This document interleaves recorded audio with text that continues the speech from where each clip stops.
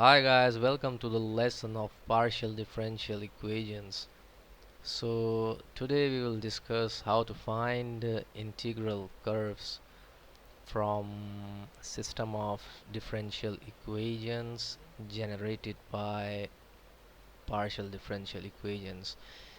So first of all we will write the general form of the system of equations. So it will be in the form dx over p, it's equals to dy over q is equals to dz over r. So anything in the denominator of dx we will call it as p1, p, and anything in the denominator of dy we will call it as q, and anything in the denominator of dz we will call it as r. So we will take some questions and we will see that how to solve these equations using some specific methods. So let's take question number 1, that is dx over x is equals to dy over y, it's equals to dz over z. In fact, this is the simplest pair. So first thing is that we have to compare these pairs and check whether we can get a separable differential equation or not. So from these pairs we can see that if we equate these pairs we can already generate a separable differential equation, like if we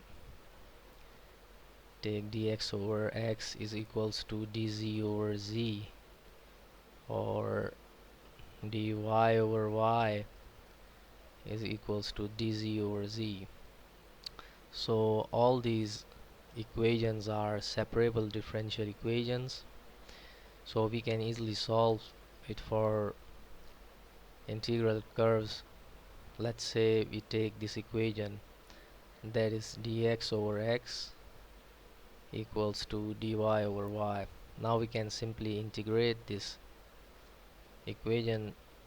This will imply that 1 over x is ln x, that is equals to ln y plus c1 ln c1, and if we simplify this we can write it as ln x minus ln y is equals to ln c1, and using the property of logarithm we can write it as ln x over y is equals to ln c1. So we will get x over y is equals to c1. So this is the first integral curve. So in order to find the second integral curve we can take the pair dx over x is equals to dz over z, and we can simply integrate because this is already a separable differential equation. So this will imply that ln x is equals to ln z plus ln c2, and on simplifying we will get ln x minus ln z is equals to ln c2, that is x over z is equals to c2. So this is the second curve. So the function of x over y comma x over z is equals to 0 is basically the solution to the pair of differential equation that is generated by the PDE, and it's also solution to the PDE. So let's move to the second question, and it's question number 2. It's dx over yz is equals to dy over zx equals to dz over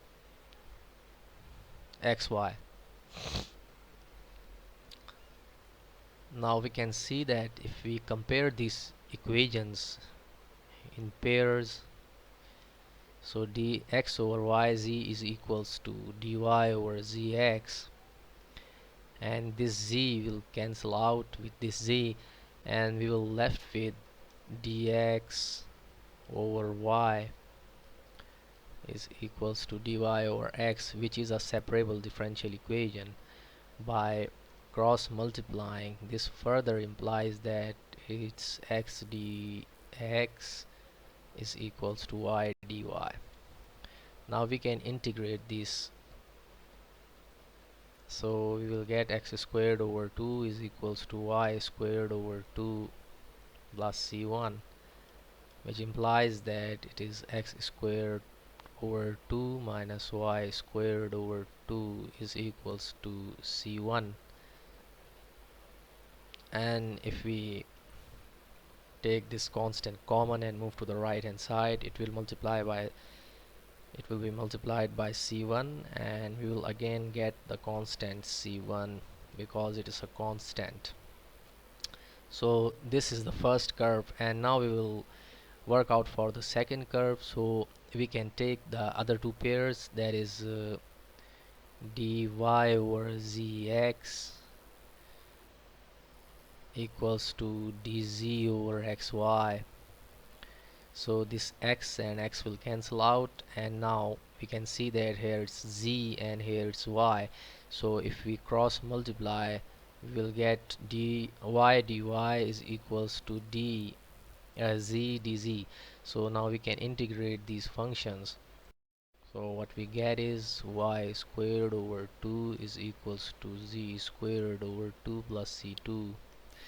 This implies that it's y squared over 2 minus z squared over 2 is equals to c2, and again simplifying we get y squared minus z squared is equals to c2.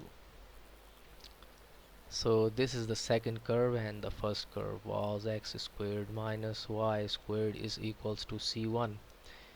So the function of x squared minus y squared comma y squared minus z squared is equals to 0 is basically the solution to the PDE, which generates the system of ODEs.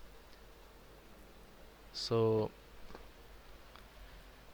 now we can move to the other question, that is question number 3. Let's say it's dx over x squared is equals to dy over y squared is equals to dz over x plus y times z. Now if you look at these pairs, these are forming separable differential equation. So dx over x squared is equals to dy over y squared, and we can integrate. So we will get negative 1 over x is equals to negative 1 over y plus c1. Now if we simplify this, we will get negative 1 over x plus 1 over y is equals to c1. So this is our first curve. Now for the second curve, now look at the equation. I'm writing it again. It's dx over x squared is equals to dy over y squared, that is equals to dz over x plus y times z. So if you want to make a pair of separable differential equations, it is difficult to make a separable equation. So now what I can do is, if I, using the properties of ratios, if I subtract dx dy from dx, and in the denominator similarly x squared minus y squared, and I compare with the third ratio, that is x plus y times z, and this will imply that dx minus dy over this x squared minus y squared will be x plus y times x minus y. This will be equals to dz over x plus y times z. So this x plus y and x plus y will cancel out, and we will left with dx minus dy over x minus y, that is equals to dz over z.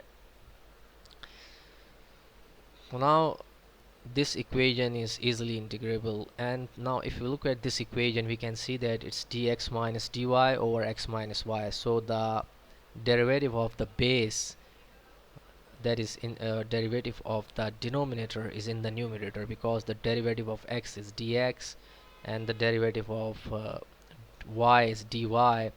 So I can take the log of this function, that will be ln x minus y. It will be ln z plus c2. This will imply that x minus y over z is equals to c2. So our function for the given system of differential equation is negative 1 over x plus 1 over y comma x minus y over z is equals to 0. So this function is the solution to the given pair of differential equations. Now we are moving to the fourth question, that is dx over cy minus bz, this is equals to dy over az minus cx, that is equals to dz over bx minus ay.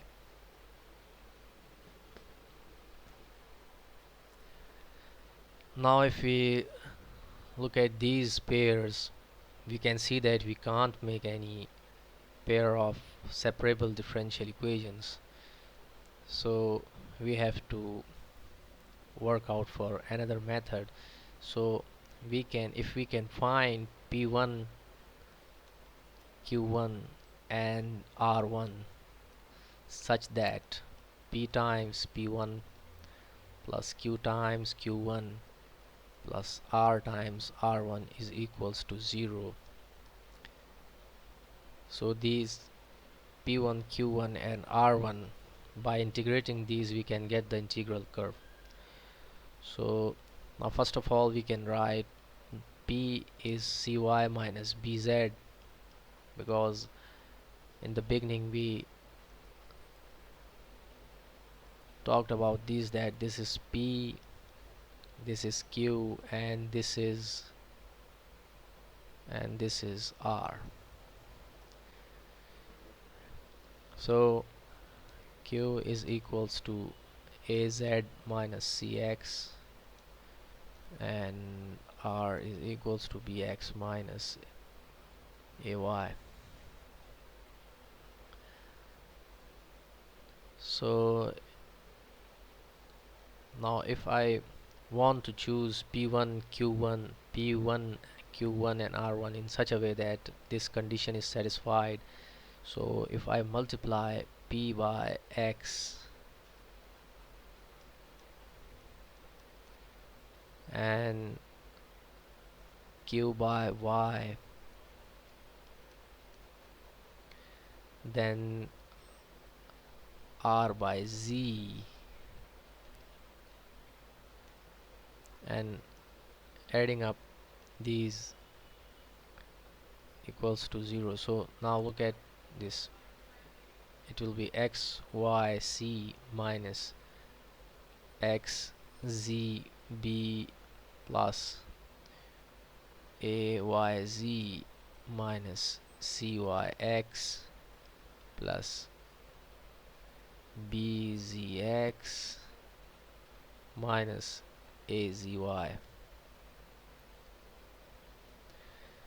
So this a z y, negative a z y and positive a z y will cancel each other, b z x and b z x will cancel each other, and c y x and x y c will cancel each other. So our p1 and q1 and r1, which we select for trial, works for us and satisfied this equation. So we can integrate this x with respect to dx,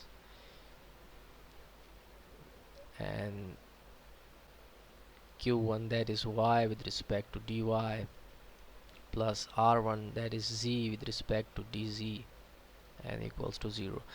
So what we get is x squared over 2 plus y squared over 2 plus z squared over 2 is equals to c1.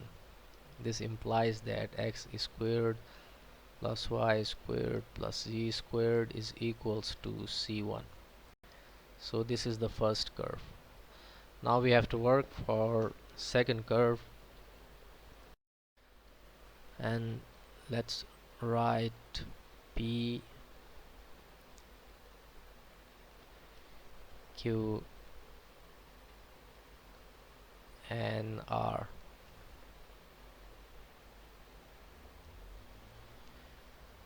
So we have to find another p1, q1, and r1 such that these satisfy this condition pp1 plus qq1 plus r1 is equals to 0. So if I choose my q1 p1 as a and q1 as b and r1 as c,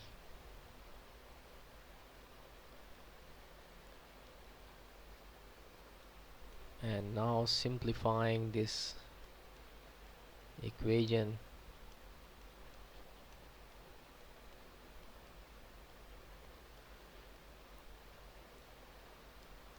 now we can see that ACY will cancel out with negative ACY, BCX will cancel out with negative BCX, and ABZ will cancel out with ABZ.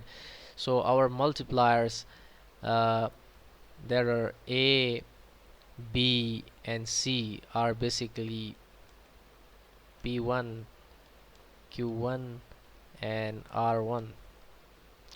So I can integrate this with A with dx, because it's integration p1 dx plus integration q1 dy plus integration r1 dz. So the curve is ax plus by plus cz is equals to c2.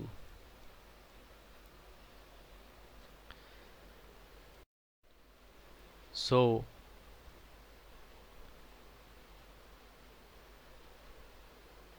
now we can take another question. Let's say it's question number 5, and the question is dx over y squared is equals to dy over x squared is equals to dz over x squared, y squared, and z squared. Now we can see from the pair of this differential equation that these can be the pairs of separable differential equations. This implies that this is x squared dx equals to y squared dy. So this will be x cubed over 3 is equals to y cubed over 3 plus c1, which implies that x cubed plus over 3 minus y cubed over 3 is equals to c1. And if we further simplify this argument, we will get x cubed minus y cubed is equals to c1. So now we will work out for the second curve, and if we take these two equations, if we take these two pairs, let's say dx over x squared is equals to dz over it's dx over y squared, x squared, y squared, z squared. So this y squared and y squared will cancel out, and we will left with dx is equals to dz over x squared z squared, which is again a separable differential equation if I move this x squared with dx. So it will be x squared dx is equals to dz over z squared. Now I can integrate this function, and what I will get is x cubed over 3, which is equals to negative 1 over z plus c2. So I can write it as x cubed over 3 plus 1 over z is equals to c2. So this is the second curve, and I can write it as this function of c1 and c2 is equals to 0, where c1 is basically the first curve and c2 is basically the second curve.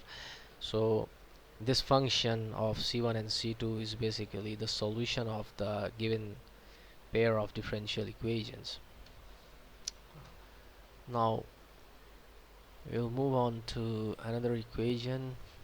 In fact, this is the last question. So let's take question number 6. Dx over z square minus 2yz minus y squared is equals to dy over y plus z equals to dz over y minus z. Again, we are dealing with an equation of which we can't find any separable differential equation. So what we can do is we can simply, if we look at this equation, it's dx over z squared minus 2yz minus y squared, and this is p, this is q, and this is r. So either we have to find multipliers, or we can just use these ratios to simplify these differential equations to a form of a total differential equation or a solvable differential equation. So what we can do is simply, if I let's write it like in this way. If I add this dy plus dz, what I will get in the denominator is